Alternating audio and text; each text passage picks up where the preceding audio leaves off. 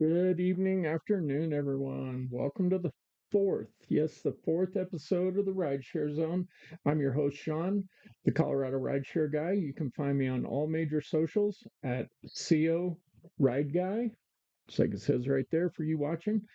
And you can find me on all the podcast platforms on the Rideshare Zone. So again, welcome. And we're ready to go. Looks like we got Awesome Amy in here. Bubba Sue, how you two doing? Let's see here. Who else we got? That's all that's chimed in on the chat, even though we got some more people in here. So welcome in everyone. I appreciate y'all for coming in, and hopefully everybody can hear me fairly well. And get that mic a little bit closer. And then we're gonna be doing some different stuff.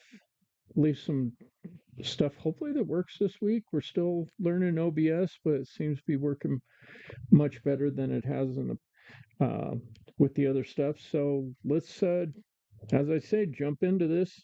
And we've got first off, of course, we got to talk about Waymo, right? Gotta love hating on Waymo. Interesting thing is the state and the city of New York uh, can't decide what they want to do about Waymo.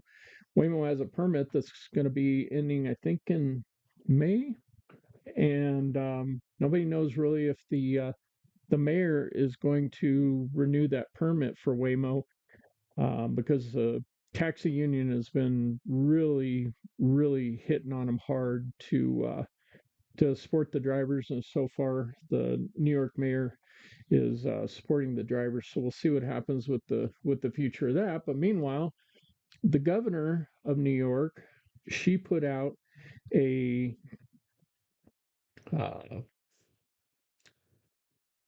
don't know if it was a bill or it was a proposal in her budget plan to allow for Waymo to extend beyond uh, New York City with driverless, uh, whatever you want to call it. So without drivers in the Waymo, and so that's now been pulled back.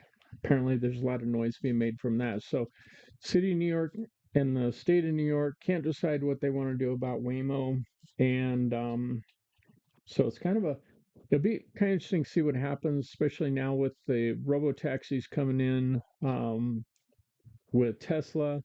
They put their first one off the production line, and they're promising a $30,000 car, which a lot of people look at as a good investment.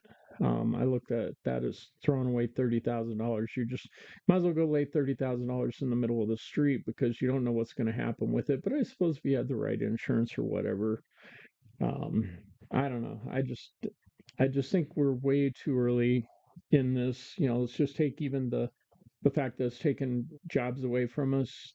We're way too early in the game for all this. So we'll just continue to keep an eye on it and see what's going on. They didn't run over any children this week, or no reports of blown through bus stops. So good job, Waymo, idiots. Um, Oops, I said the soft part loud. So anyway, next thing I want to talk about, a whole bunch of you on the East Coast, Sue. I know you got slammed with some weather. Amy, you guys have been getting hit with weather all all season long. I don't know if Colin's in here, but we got our New York representation, but they've been getting slammed. New Jersey got slammed, so I thought we'd spend a little time, even though it's getting late in the season.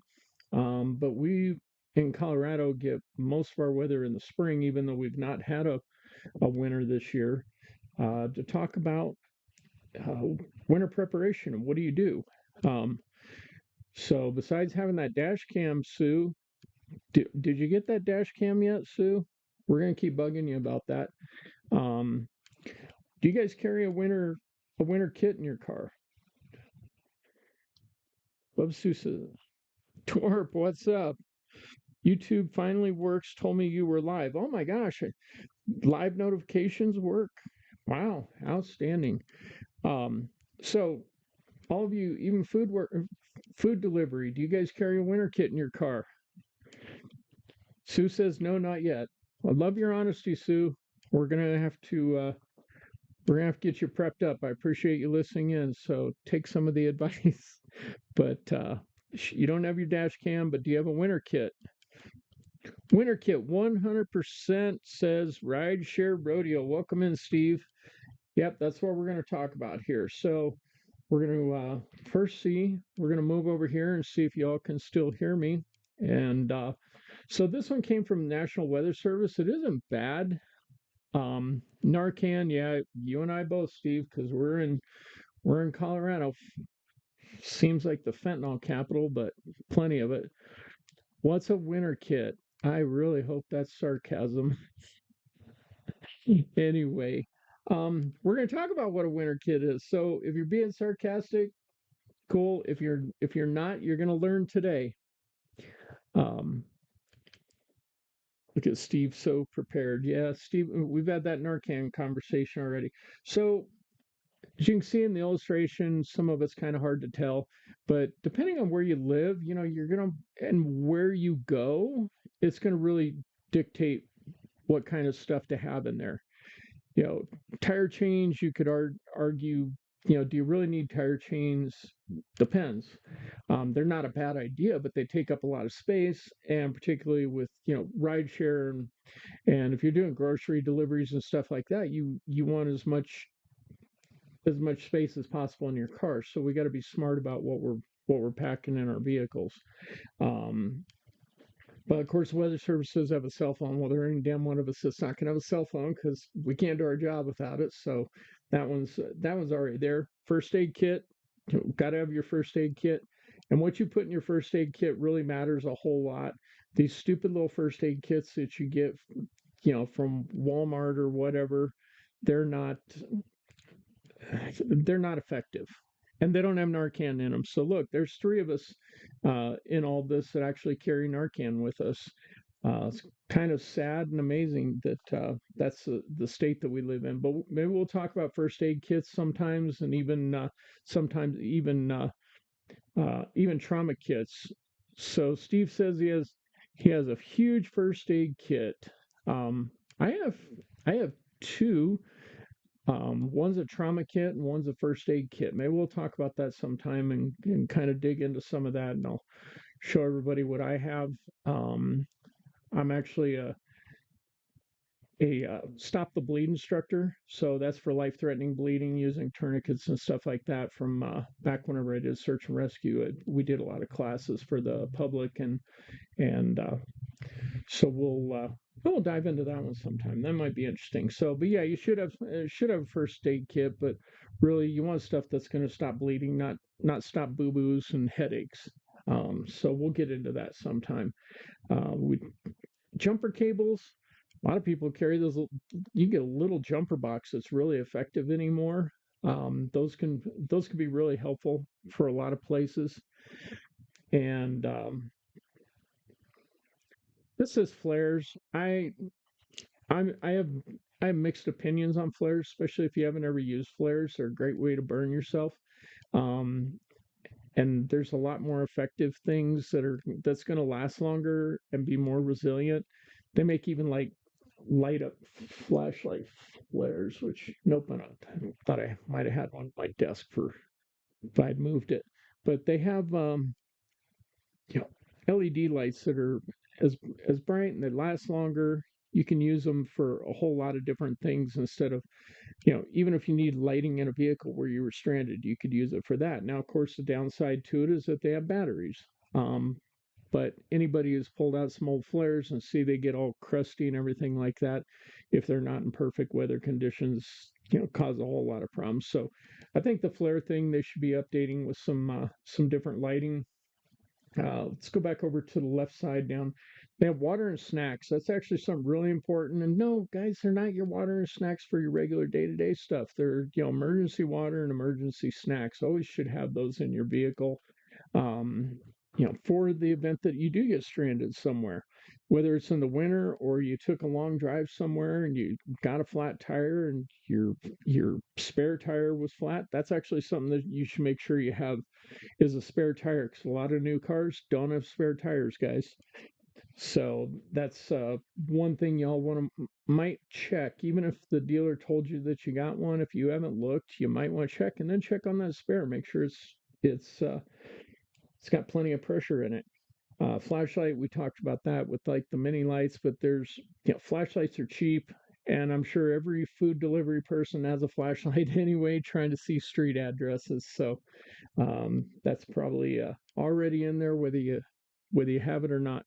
They may, so Steve says they make mini LED lights that are brighter than anything. Exactly, I agree. And you get ones that flash and do all kinds of stuff with it. So here's an important one. We're gonna cover both these down at the bottom left, at least my bottom left. Boots, not necessarily, but you do want some extra heavier socks, like maybe some wool socks or something in the event that you got stranded.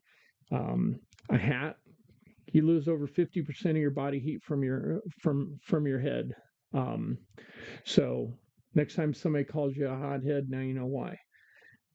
Mittens, gloves, mittens. Those are, mittens are actually better than gloves if you're going to have something that you just don't use other than, for an emergency, because keeping your hands together with you. Uh, Steve adds in here, which is some great stuff. Um, the shovel and rope. We're going to leave the last one out. You make people dig their own holes, Steve. That's what it sounds like. Um, but yeah, so and seriously, like rope, I carry paracord, and I carry true 550 paracord. And for those of you that don't know, 550 stands for it has a breaking point of 550 pounds. So, but a lot of the stuff, the commercial paracord you get isn't actually rated to 550 pounds. It's just vanity paracord, I guess I'd call it. But there's all kinds of stuff you can do that. That's the kind of lime he was talking about, Amy. I missed that. I thought he was talking about some other kind of lime when he was talking about a shovel and but make sure to have a blanket in there too. I mean, guys, this is great. You can have something for your pet rides, and then you can have an emergency blanket. Might be covered with a little bit of dog hair, but it's better than getting dead. So, um, the last thing, well, we already covered that one. Shovel, yeah, ice scraper, snow brush. I think that's kind of a if you're in a winter area, that's kind of a staple. If not, you at least have a credit card to scrape the windows with, right? We've all done that at least some point in time in our life. Sorry, let's see what else we got going on in the chat. I think we're pretty close to caught up on it.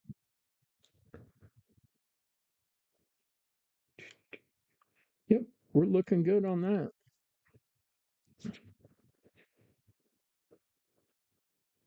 All right. So anybody else have any feedback or questions about anything on the winter kit? Do you think that's enough, or should you have something else in there? No comments from the peanut gallery even. Steve ran out of steam. So, all right. So the next thing we're gonna go to, and I don't know how many of you have seen this, but there was I don't remember what state it was out of, but there was a situation where this driver had a woman get into his car, and the most articles say she was acting weird. Now, we don't get an opportunity to see what was weird that was going on, where this whole thing blew out of control, but it escalated to the point where the driver was like, "I'm pulling over, you're getting out of my car," and he gets and he keeps going. I mean, he doesn't keep going. He pulls over, starts recording, and then she calls Uber safety. Now, and this is about where the video starts in here. So we're going to play this video, and then we'll come back to these comments. I saw something from Torp about a flashlight. I'm sure it's peanut gallery comments, but love you guys, appreciate it, and all the comments keeping things light, especially on heavy days. So let's see. Yeah, we'll go over to this video real quick. So let's see what this says. You guys might need to turn volume up.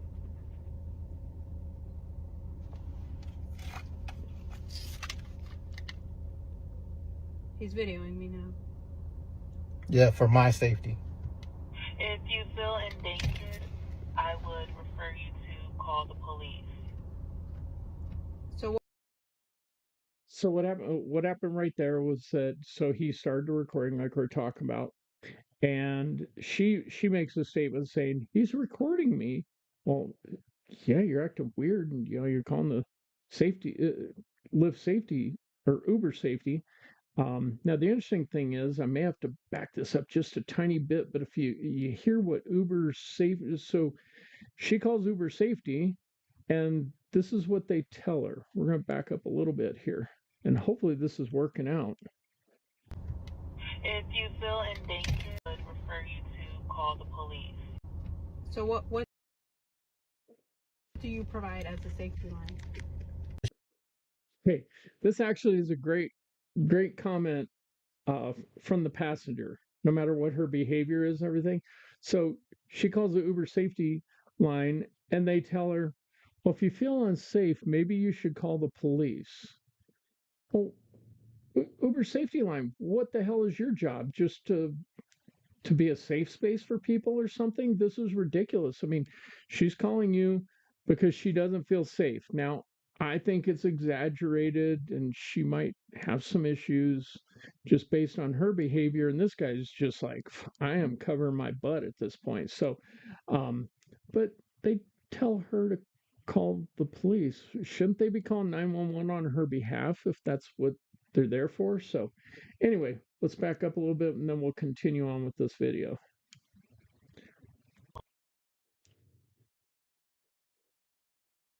Police. So what? Seatbelt on.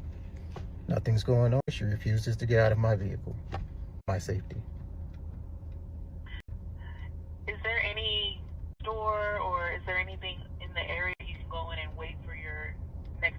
As you can see, there's businesses. You see the businesses. She says she don't feel refuses to get out. She can go right to the business over there. She can sit there with her things and wait for her next. My packages. I mean, this is. Never So there's the business. That you're not. He dropped her off in a safe location. I have an expensive package in the out.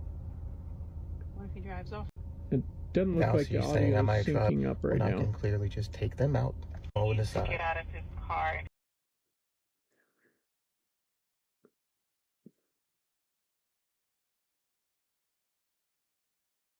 He's on the phone with authorities. You can get and wait for your next. How do I get the package?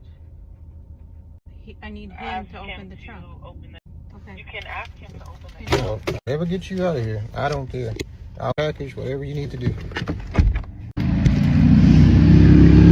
Want to get her package out of the pack. Scared I'm gonna take her package. Getting her package out inside her so she can have it.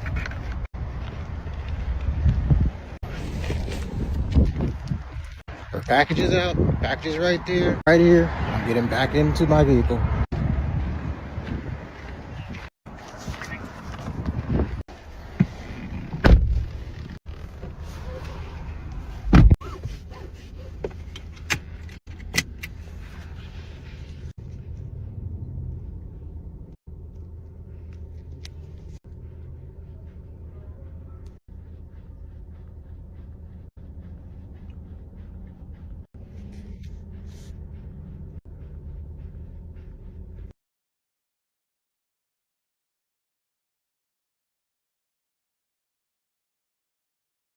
All right, I don't know how much of that you guys were able to get because the audio wasn't syncing up at one point on my end, but so there were a couple comments in here already. But what would you guys do as I go through and kind of dissect this again? But throw that down in the chat. Let's talk about this a little bit because this is a really interesting one. The first comment Steve had on this was the video is exactly why you put stickers on windows that say all rides are being recorded. Now, so that's interesting. So Steve, if and in each state has different compliance things, and even in California, they've determined that you don't have to do that, and they've got pretty strict privacy laws in regard to those types of things. They still consider it a public space, and um, it makes me wonder: did this guy have a dash cam? I'm willing to bet he didn't have a dash cam. Okay, so back to Steve's thing, putting a sticker on your window. Do you guys think that helps? Do you think it's necessary? I personally don't put one on. I've seen them on the side of cars, and I'm also the guy that doesn't like a lot of stuff, like signs, the rules and things like that put on the back of seats for the passenger to see. I want them to have a comfortable experience, and 99.9% of my passengers aren't like this lady. Um, and so I don't want to ruin the experience for the other people. So am I taking an unnecessary risk by trying to make everybody else a little more comfortable? Um, so I think it's kind of interesting. I'm not like, oh my gosh, don't do that. If somebody wants to do that, that's their prerogative. Put the signs up, put the stickers up. I think a lot of that stuff is overkill. But if you're trying to protect yourself, that's fine. So the next one was way too many Karens. Hashtag. We don't use hashtags anymore. This is 2026, Steve. So all drivers should be recording 100. Yep, Torp absolutely should. Again, this goes back to the whole dash cam thing, particularly if you're a rideshare driver. But I think delivery people too, you should have dash cams. Protect yourself from all the idiots that are out there. And like Sue says, depending on the state, you need to disclose if you're recording. And again, I'm not going to pretend to be an expert. I think everybody should know what their jurisdictions require. But if you have a dash cam and you register your dash cam with Uber and Lyft, it does say on the app and notifies people when I accept the ride. It says your driver, may be recording, for extra safety precautions for everyone. Or I don't know exactly what the statement is, but there is a disclaimer in there about being recorded, and that's in every state and every jurisdiction that Uber and Lyft operate. That's just part of their system. So, Steve says sticker or magnet should say all rides recorded for driver and passenger safety. That's not a bad idea. Have a magnet. Then it's not making your car weird all the time, just when you're doing ride share. So Bear Mace 2026.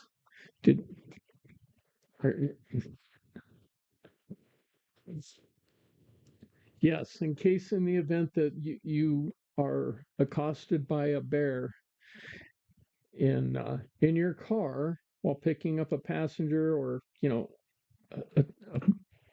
would that be called a bear jacking if a bear tries to attack you at a stoplight? I guess only if they were trying to take your vehicle. I'm not sure what that would qualify under. Do we have anybody from Division of Wildlife or anything like that in here that could chime in? Steve says mine was stolen. I need a new one. I started to make comment on that, Steve, but I didn't know if you wanted me to say something about that. Yes, Steve had the weirdest thing stolen. Maybe you should talk about that on your podcast. But anyway, so I just, do you think this guy could have done better? I think he ultimately said, she's like, oh, I had this expensive package, and the whole thing is she just wouldn't get out of the damn car. It could have been resolved simply. She could retaliate against him, do whatever she wanted afterwards, but she just wouldn't even get out of the car. And I actually had that happen one time with a passenger. She was vaping in my car, and I told her, I pulled over to a Panera Bread and said, "Thank you very much. Get out of my car." And she got mad, and I said, "You're getting," and it was a guest ride, by the way. That those always seem to be the weird ones. But she refused to get out of my car, so I hit the ADT button and told him, I said, "Can you please tell this person to get out of my car, and if they won't get out of the car, please dispatch law enforcement to have them trespass from my vehicle because we're no longer in an active ride. I've terminated the ride." And so that is one thing, guys. If you and this, you could go one direction or another. Um, I'm not going to give you any advice whether you actually end the ride or you just verbally end the ride. I think you should probably verbally end the ride, and then when they finally exit the vehicle, then you end the ride, particularly from an insurance standpoint, or if something gets damaged from the disgruntled passenger. You verbally end the ride with them. Tell them, the ride's done. Please exit my vehicle. Be polite and be professional. But I had to I had to I didn't have to, but I chose to hit the ADT button, and she still initially decided to not get out. And well, the police station was about 2 blocks ahead of us, so I told ADT, I said, better yet, just have an officer meet me out. If she won't exit the vehicle, I'll take her to the police station, and please have an officer meet me out at the front of the police station. And at that point, she decided she was going to exit because she realized neither me or the ADT agent was screwing around. The ADT agent was actually really professional and helpful, and she was willing to call the police. I don't know what happened with this thing uh, with this Uber situation. I think mine was a Lyft ride. I can't remember, but they were they were really helpful and nice, and it was a great experience for me as a driver. So I'm not sure why this gentleman didn't decide to reciprocate and call his version of ADT as well, because that's who does all. For those of you who don't know, ADT does the. If you have two options, you can have ADT call you, or you can directly dispatch to 911. And if I was him, I probably would have immediately dispatched 911 if she was already on the phone with Lyft Safety and trying to file a false report saying he's making her, that she's uncomfortable. Um, so anyway, ultimately, I don't know if you guys saw that he got out and removed this expensive package, set it down right at the car, and told her to get out. Now, there's not any reports about what ended up happening afterwards. Obviously, she eventually got out one way or another. But do you think he did a good job with this overall? I think he did. I'd give him a 95 on it. He covered his butt, started recording. That's the most important thing. And getting out of your vehicle, that one's kind of a tough one. But you've removed yourself from the situation. A lot of crazy things can happen inside of a car when it's not unattended. But guess what? When it's not attended, you can deal with that later. If she goes berserk and starts doing a whole bunch of things, tearing up the car, whatever, your safety is paramount. So he did what he needed to do, and I think he did. Maybe I'll give him a 98. I don't know. Well, now we're sticking with 95. I think he did a great job with this. There's always things you can improve and play Monday morning quarterback, but guys, this is why you have a dash cam. It's your unbiased witness. He at least if he didn't have a dash cam, or if he did, he had another unbiased witness to document everything that was happening. So, um, Steve says, Sean, you're right. You're right. Bottom line, once you decide to bounce a passenger, pull over to safety and do not mess around. Stop the car and in the ride, turn the car off and ask them to leave at once. Absolutely. And don't get into an argument with them, or, don't start yelling and screaming at them. In fact, actually, I have dash cam footage, and maybe I'll show it. wasn't one of my finer moments, but this guy, he was drunk. I picked him up at a liquor store and he immediately starts yelling and screaming at me. And I made a video of it a long time when I first started doing this. Um, and maybe I'll show that next week. We'll talk a little bit more because it's always about dash cams. I got to have that conversation on every episode because I think everybody's got to have them. So anyway, but Steve says, "Yep, pull over, don't mess around, stop the car in the ride, turn the car off, and ask them to leave once." Exactly. If they don't get out, then escalate it because it's going to escalate only from their end. Welcome in, Danny. So, all right. Well, my friend, and he, what was it, DJ something or another? I can't remember what his TikTok handle is, but oh no, DRYTE Music Production. That's his TikTok handle. If you want to go see if there's any follow up videos or anything from him about it, but still find it weird. Like, what Uber? Why is your safety agent recommending to call the police instead of you calling the police for him? But here we are. Okay, moving on to the. Hang on, maybe not moving on. What is this, guys? Didn't exercise control of the ride, and his car and his with. So Steve says this guy's problem is he didn't exercise control of the ride and his car and his business. So yeah, and that's kind of where I was waffling back a little bit on that, Steve, is that, he was just kind of real relaxed about, okay, get out of my car. And that's probably just his demeanor, but I just think he should have been a little stricter about that. So at least she didn't spell my name Scene, Amy. But thanks for getting my name spelled right in there. But yeah, just don't call me Scene, otherwise we're good. Or a Detroit Red Wings fan. But hey, as a side note, guys, go back over here for a second. As a side note, 8 Avalanche players and what, 2 or 3 Red Wings that came together. Was it 3 or was it? Yeah, it was. Red Wings came together and brought home the gold for USA Hockey. So, congratulations to the USA Hockey team. And look, the Avs and the Wings can play nice together once in a while. Well, nobody's perfect, Steve, except for me. All right.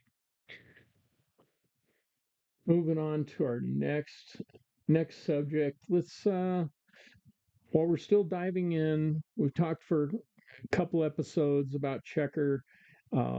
Is there was now a news article that has come up in regard to Checker and their background check problems. Trying to find the news article, but anyway, they're now exposing that Uber was hiring people that had a criminal background, a lot of felony stuff that was over 7 years ago, and Uber comes in and says, "Okay, well, we're going to make things better. We're going to tighten up our background process." Well, okay, that's all fine and dandy, but I wish you would do that. However, there's a problem with that, and we're gonna dive into this. This is something that we've talked about. So in here, and I mentioned this last week, but I'm bringing it up and showing it to you. This is off of Checker's website. It says the National Criminal Database includes records from various county and state agencies covering nearly 1/3 of the U.S. There it is in writing from the Checker website, guys. So if you're only covering 1/3 of the U.S., and Steve mentioned it last week, well, rural places, you can commit a felony and you're still okay to, to do rideshare, food delivery, and, good Lord knows only what else, because they do a lot of background checks for. Checker is huge, guys. They don't just do it for just the rideshare industry. They do it. They do it globally. So if this is the benchmark for the gold standard, holy crap, we got a long way to go. So they're supposedly outed and said, well, we're going to do a better job about doing criminal background checks. Okay. Oh, I didn't bring up the right illustration. Doggone it. Hang on, guys. We're going to do something here real quick. I don't know if I can do this while we're streaming, but this is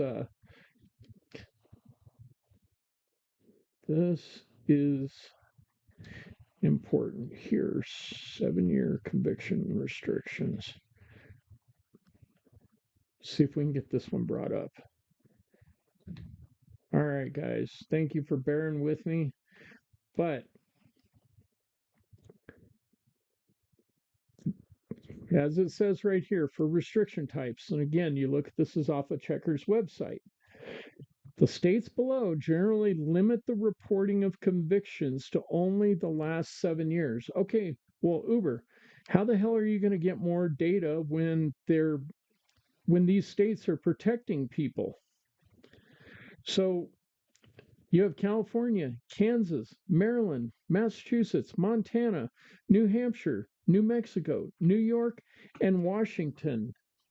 All of these states, guys, they limited to 7 years. California, look at the population there. How many people does that exclude that are doing food delivery and rideshare and everything else for background checks? So this is not necessarily this. I can't believe I'm even saying this, but this isn't necessarily Uber's fault. Now, it's Uber's fault for saying we're going to do better. Well, how are you going to do better whenever the states tell you that you can't do better because we're protecting these people? Now, you can also get into the argument that, well, how long is long enough, and what crimes, when should they fall off? Because I believe people deserve a second chance, but it doesn't mean that the record should just go away. So this is really a tough one that we've got to figure out. Now, violent crimes, I don't think anybody should be, hauling someone's grandma around, or definitely not somebody's child. But then there's other states like Colorado. There's no limitations.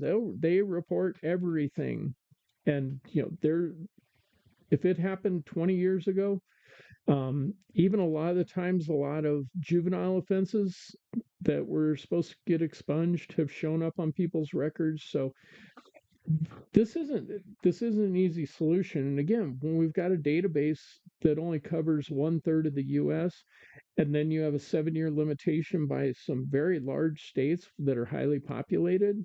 No, not you, Montana, of course, but it's getting more populated. This is a broken system. This is not anything that's going to get fixed overnight.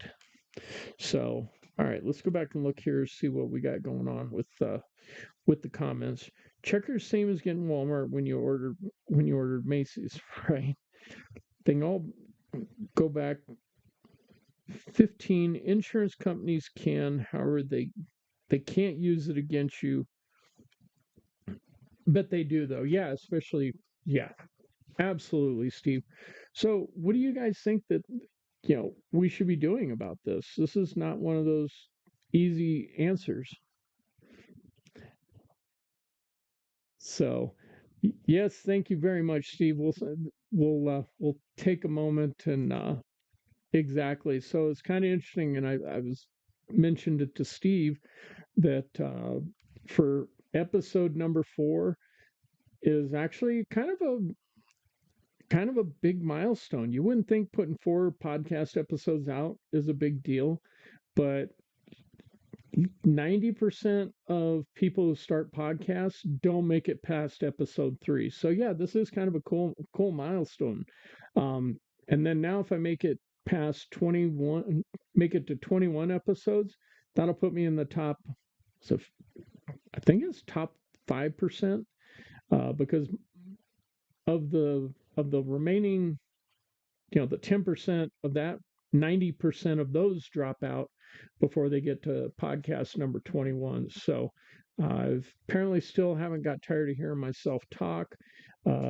Think in the near future we'll look at starting to get some guests come in and maybe play the co-host game a little bit and see what other kind of things we can do to make this a lot more fun. But I'm not done talking about Waymo. I'm not done talking about Checker. Thank you so much, awesome Amy.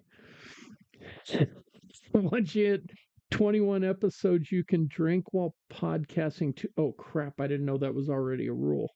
What happens if you did that in other episodes before you hit 21? And I'm talking about episodes. I'm not talking about age 21. But I got the innuendo, Steve. Thank you, Sue.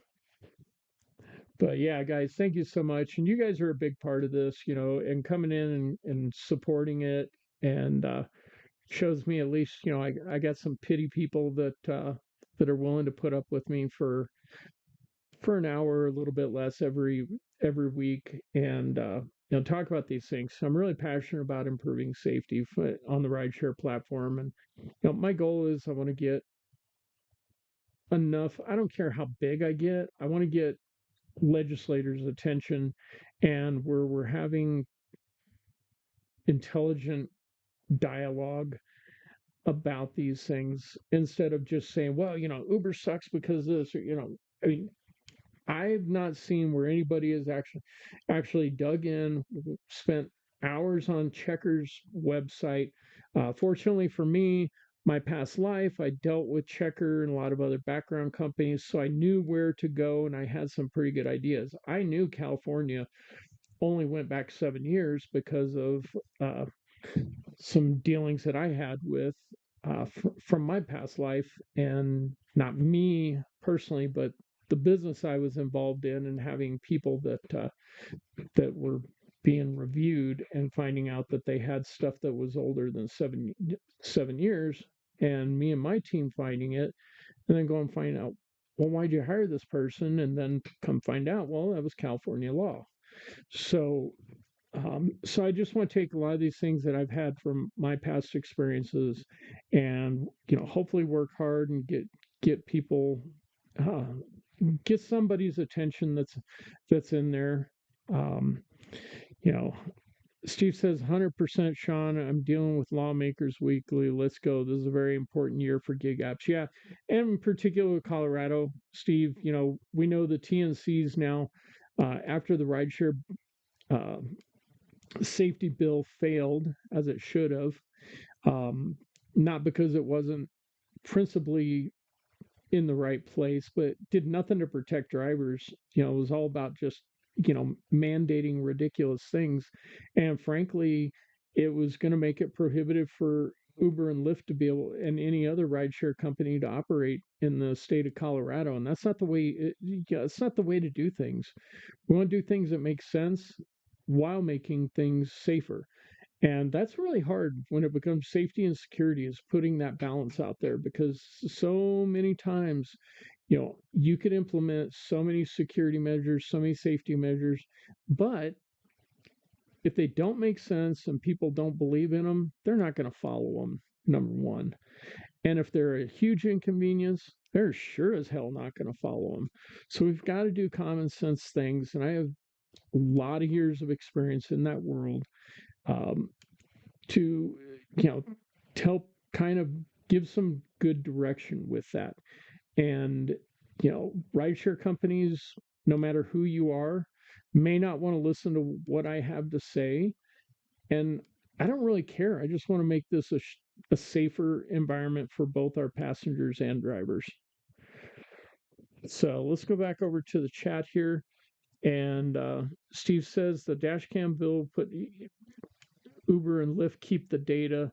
That helped no one. Yeah, absolutely, Steve. And I've said it on your podcast. I've said it on mine.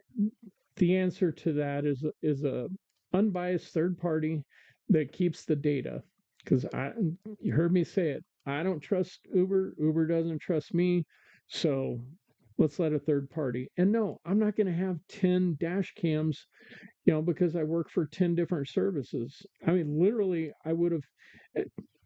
if I would have had 3 for the 3 rideshare companies that I represent, and then 4 because of my personal dash cam. Because coming to the day, I don't care who's recording data. I'm still going to record it myself. And you're right, Steve. That's why a lot of Uber and Lyft have implemented these record a ride type things, and they're not adopted.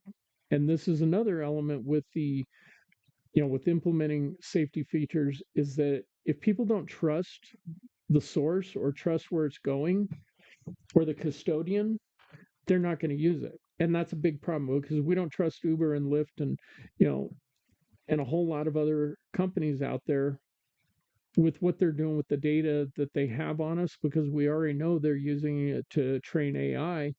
So let's give them more? No, we've got to say that's enough of that. At some point, that's going to be the next initiative. If we make it past making big changes with that, is that now we need to protect the safety of our data. How long are we just going to give away our rights and give away our data? And that gets into a much bigger thing than even rideshare. That's something that we're so far down the rabbit hole. We're never, you're the only way to do it is if you completely unplugged and you lived in a cabin completely off grid and had no devices at this point. We're so screwed up. But yeah, that dash cam thing was a complete nightmare. And the interesting thing, Steve, is that the very last draft of that bill was fingerprinting was actually put into the original bill on that rideshare safety bill, and then it just mysteriously, as they were having their redraft of it, it got dumped out. So I don't know who influenced who for what. And I think it might have became a budget consideration. That's the only logical thing. Now, we're also talking about legislators, so it doesn't have anything to do with logic. It's usually about whose pocketbook is getting lined with what. But be interesting to see if we can get Kevin Priola, who he actually was a big advocate for getting the ride. He actually was the head sponsor for the rideshare transparency law that got passed here in Colorado. So hopefully we could get some interest from him, because he does have a little more experience, at least from digging into that and knowledge about the rideshare industry, than a lot of people that were trying to reshape it. So this is going to be an ongoing thing, guys. So we've got to band together and get our voices heard. Otherwise, people that have no clue are going to be making these decisions for us. And we've got rough times in the gig economy as it is. We don't need to make it worse. We need to make it better. So anyway, guys, I think that we're going to go ahead and probably start wrapping things up, unless somebody has some questions or something else in the comment. But again, guys, 4 episodes. I'm like super stoked. This is really cool. Steve, I was kind of jokingly hating on you for saying I should start my own podcast, but here we are, and I appreciate you coming in, and every one of you guys that have been in here every week and supporting this crazy little venture that I got going on. But otherwise, we will see you again for episode number 5. I hope that didn't make a bunch of noise in the background. Sorry if it did, guys. We'll be back for episode number 5 at 5 p.m. Pacific, 8 p.m. Eastern. See, Steve, I'm starting to learn these, getting these time zones figured out. Sue, thank you so much for the compliment. And then one last thing before we head out here. Steve says, correct. It was just presented by the House member who had a situation with the driver. Right. The bill didn't have real backing. Well, she was a freshman also, which I don't even know how it even made it to draft. She, anyway, I'm not sure. And, and then let alone to get passed. So, um, we'll just keep talking about this, and we'll get it squared away, and make some positive changes in the gig work business, guys. Thank you so much. You guys have a great night. We will see you next week.